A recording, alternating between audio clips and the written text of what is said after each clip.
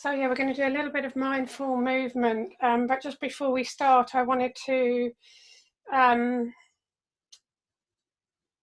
of give you permission really to really go with what your body feels like doing. So anything that I suggest is purely a suggestion or an invitation. If it doesn't feel right for you, then adapt it or don't do it or do something else. So that we can really take care of ourselves in this movement practice. And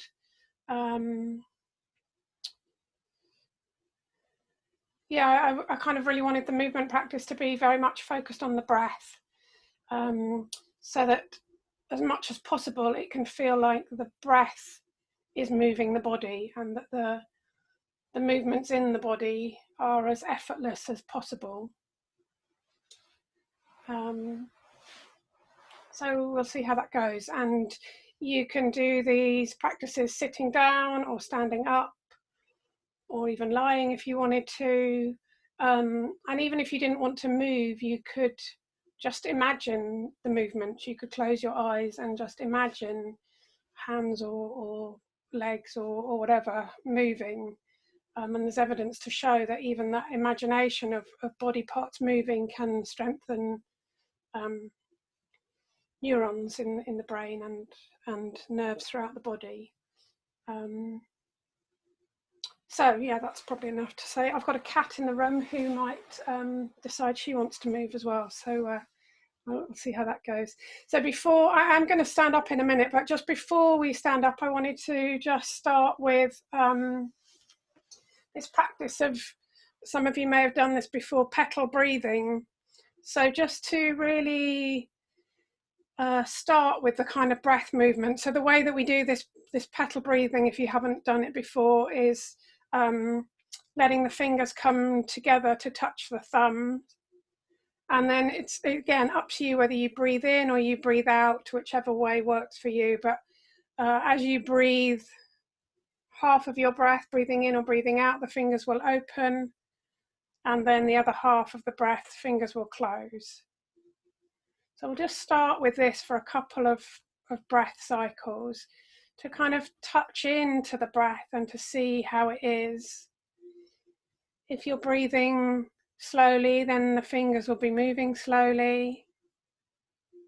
If your breath is quite shallow, then the fingers might not open all the way up or close all the way back up. So see as best as possible if your fingers can really mirror how each breath is. You might notice that suddenly a big breath comes in and then the fingers move more than they have been doing. I'll just start for a little bit of unguided breathing.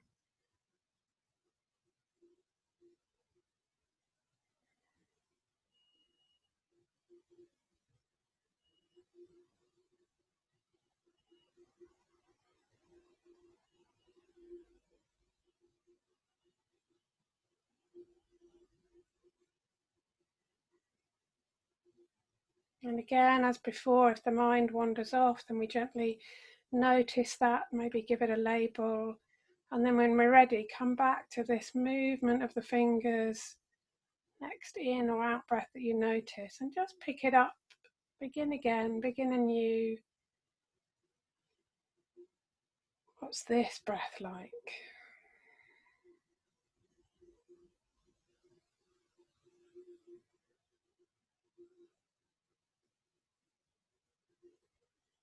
And then maybe just on the next out breath, we can release the movement of the fingers and hands.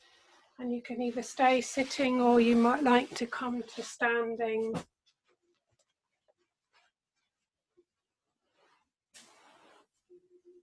We're going to do the same sort of thing, but this time with the arms. So we'll start with the arms sort of in front of us, or just hanging down in front of us. And maybe if you're standing, you might like to bend your knees just a little bit. Knees coming forwards over your feet.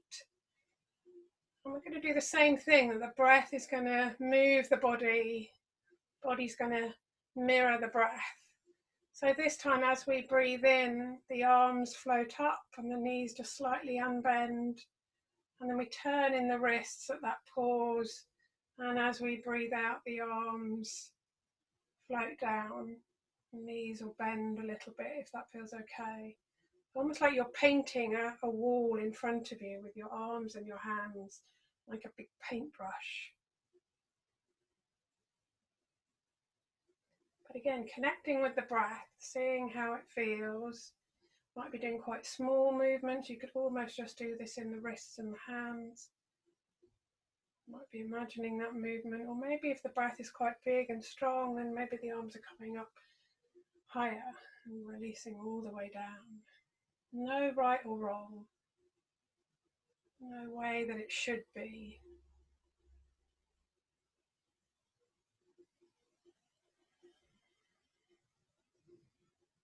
Following your own breath.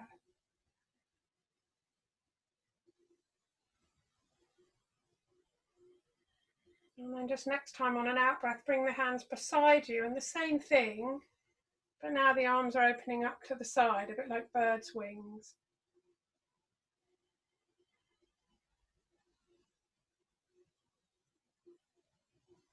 So the legs grow up as the arms come up. Knees bend forwards as the arms float back down.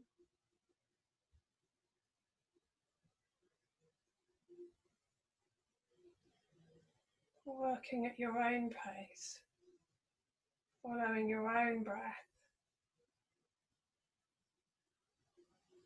allowing the body to be as effortless as possible.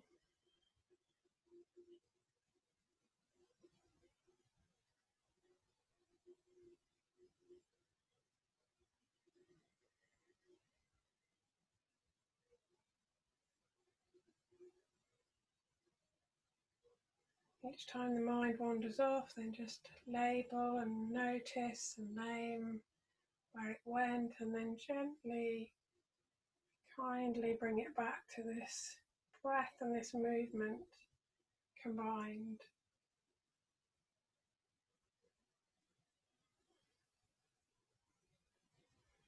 And just at the end of that next out breath, just let the arms come beside the body, let the legs come to stillness. And let's just have a pause, a standing 3-step. Just pausing and checking in. How am I doing right now? Following the breath. And getting a sense of the whole body standing here or sitting here in this position, from the feet to the top of the head.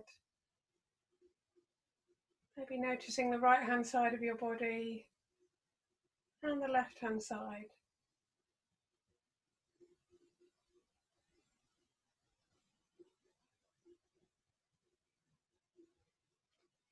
And then we're going to do one more with this breath and arms. It's a kind of scooping, as if you're scooping something, again, as low as you want, almost scooping up some kind of energy or some sort of attitude, and then bringing the arms up and you turn them and kind of give them out to the world. So this can be a small little movement. We could just do this here in front of the body, or depending on your energy levels, you can kind of come down towards the ground and release up towards the sky. So you might want to start small and see where that takes you. Again, just go with what feels right for your breath, your body.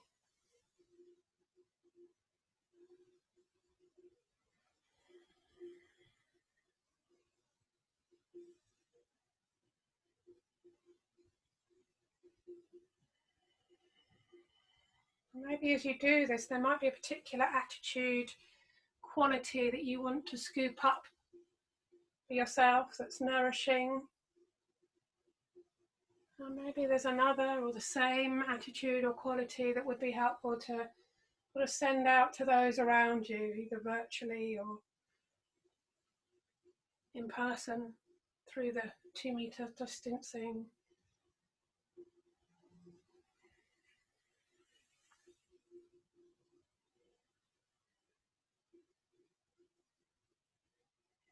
So we breathe in and draw that quality in. Breathe out and send it out as best you can.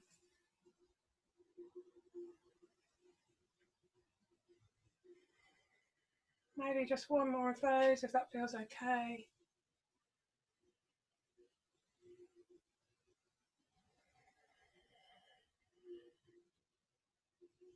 And just coming back to stillness, just pause,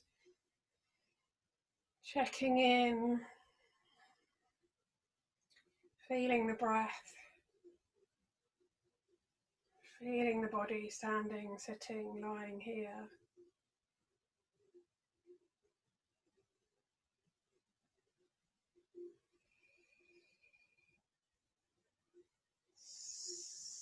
So then I wanted to try out a couple more. These next couple of postures come from embodied yoga principles. If you wanted to find out more about that, you can always look up embodied yoga principles. And they're kind of based on this science and evidence that the way that we hold our body can then be reflected in our mood, and vice versa. The way that whatever mood we can be in can then affect the way that we hold our body. So we can then use that to our advantage. We can put our body into a particular shape and it can kind of bring on that sort of sense. So I thought these might be helpful. Again, sort of play with them and adapt them and use them as you see fit. So for this next one, if you step 1 foot forward and 1 foot back, I'm going to adjust my... So I've got my right foot forward and my left foot back, just a normal walking distance with your feet.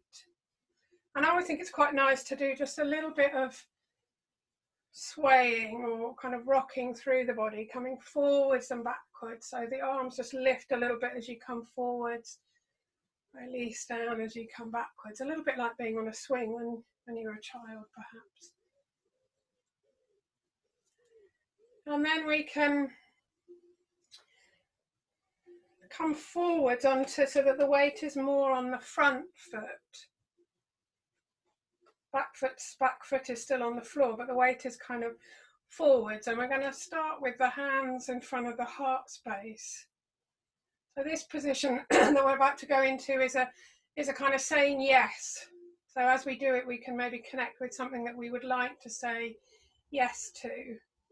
And again, you can do this sitting. You're just kind of sitting with the body weight a little bit forwards on the chair, hands in front of the heart space. And I think it's quite nice to take a breath in here.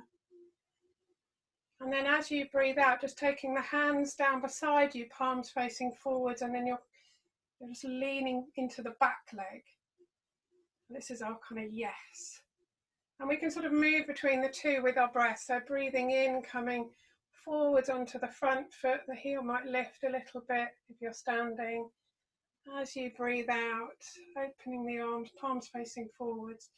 It's a sort of openness across the chest. A yes. So just have a little bit of a play with that, coming forwards. Any sense of what can I connect with in my heart? And then releasing back onto the back heel, opening the hands, opening the arms.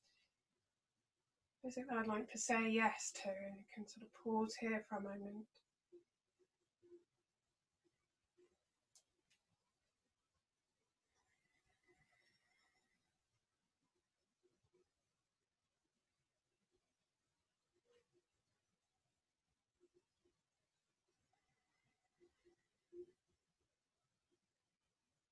And then let's just release, maybe give the arms a little shake. Shoulders might like a little shake or a shrug. You can even give your feet and legs a little shake. My dog does this shaking all the time, and apparently it's very good for shaking off the stress and trauma. So just have a little shake. And then we'll do this, the second one. So I'm going to step my left foot forward just so that I kind of balance out a bit. But this time we're stepping the foot a bit wider than than a walking distance. And we're going to do the same thing, but this time we're going to start backwards with our hands on our heart, saying yes to the cat at the moment. She comes and she goes.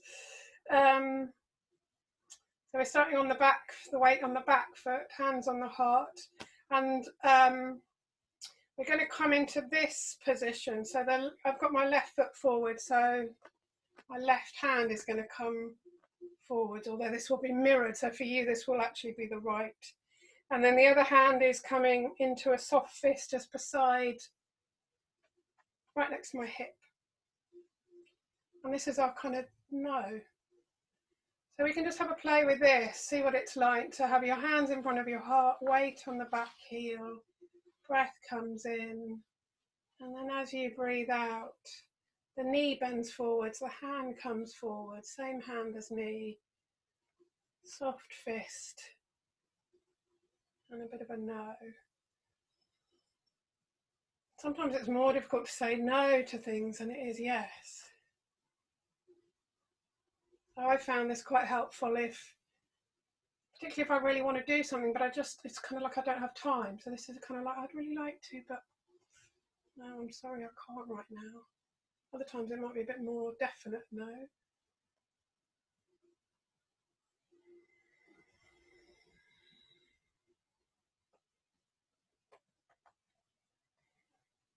And the idea being that if you had to say no to something that you found difficult, by practicing this sort of beforehand, it might just really help.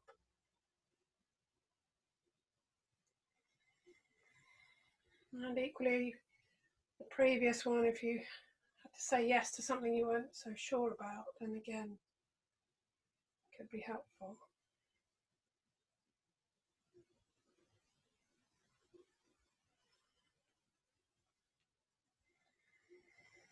And again, sometimes it's quite helpful to then get into that pose and just hold it for a breath cycle. So like to stay there with that hand forwards. Let the breath come in, let the breath go out. How does it feel to kind of embody this no?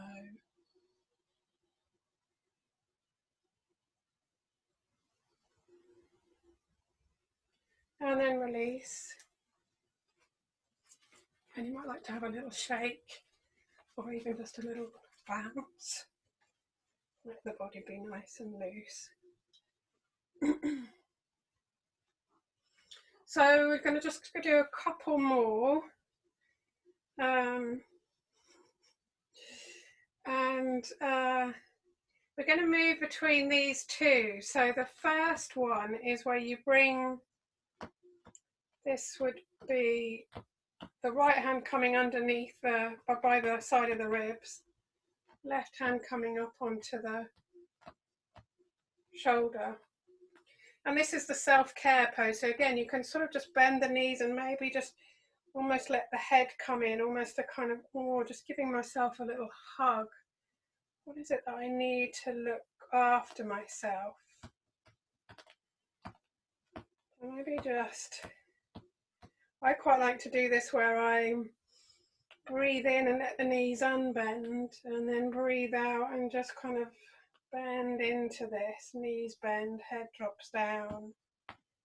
So kind of breathing in, coming up sort of tall, and then breathing out, softening into this. What is it that I need right now?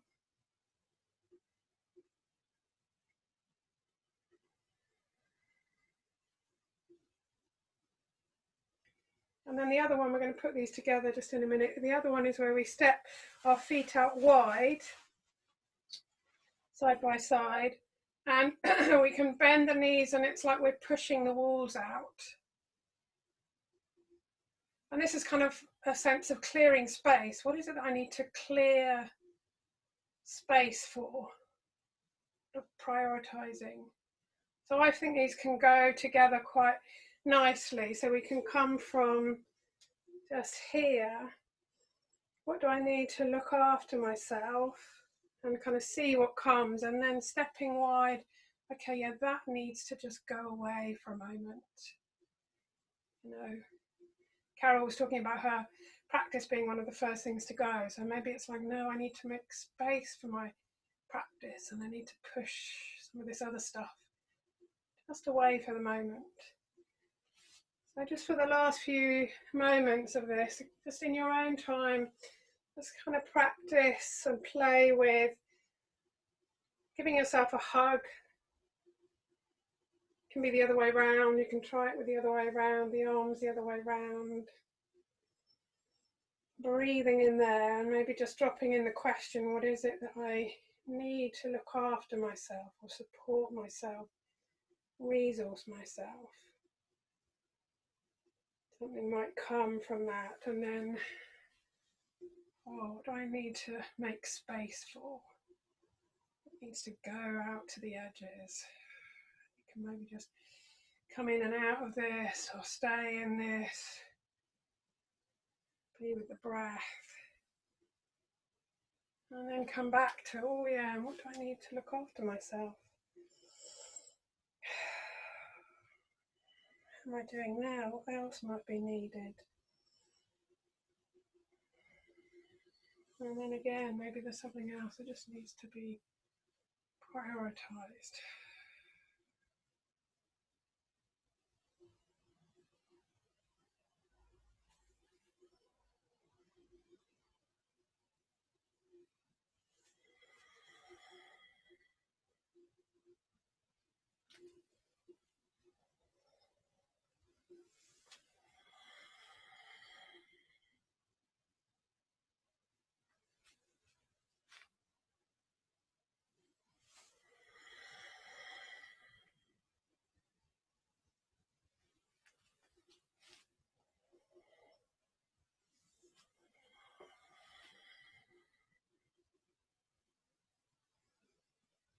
And then just when you're ready, let that come to a stillness again, have a little shrug. And we'll just finish off by sweeping through the body. So if you just give your hands a little rub, feel a bit of warmth in the palms, and then just sweep down the head and the neck. There's not really any particular technique, just let the hands go wherever they want to. You're kind of just sweeping in a little flick. And then give your hands another little rub. And we're going to sweep from the shoulders down each arm and off. Sweeping down the arms. And then another little rub of your hands. I'm just going to sweep down the torso, the front of the torso, to wherever you can reach, and then off. It's like you're dusting yourself down. And then give the hands another rub. And just the back of the body, the sort of kidney area, you can come down the lower back, over the buttocks,